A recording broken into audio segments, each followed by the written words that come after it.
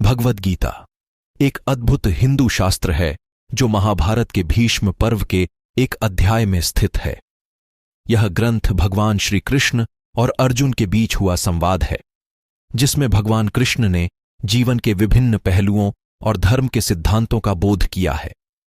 भगवद गीता की शिक्षाएं हमें जीवन को सही दृष्टिकोण से देखने की क्षमता प्रदान करती हैं।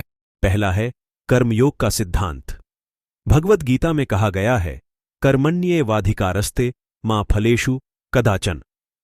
इसका अर्थ है कि हमें कर्म करने का अधिकार है, परंतु फल का अधिकार नहीं। यह शिक्षा हमें यह सिखाती है कि हमें अपने कर्मों में लगाव होना चाहिए और फल की चिंता में नहीं। कर्मयोग हमें यह सिखाता है कि निष्काम कर्म करना हमें सच्चे मोक्ष की प्राप्ति में मदद कर सकता है। दूसरा है ज्ञान योग का सिद्धांत।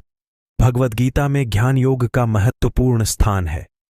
ज्ञान योग हमें आत्मा के असली स्वरूप को समझाता है और हमें ब्रह्मज्ञान की प्राप्ति के लिए मार्गदर्शन करता है। गीता में यह उपदेश दिया गया है कि हमें आत्मा को अमर, अज्ञेय और अच्युत मानना चाहिए।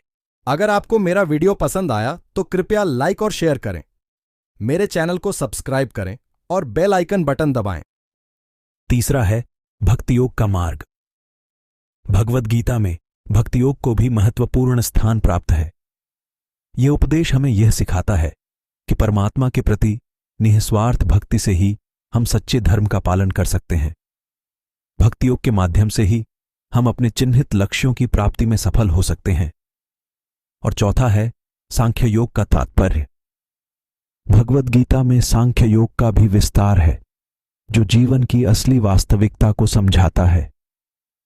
यह उपदेश हमें प्राकृतिक और पुरुष के बीच अंतर को समझाता है और हमें मोह से मुक्ति के लिए उत्कृष्टता की प्राप्ति की दिशा में प्रेरित करता है।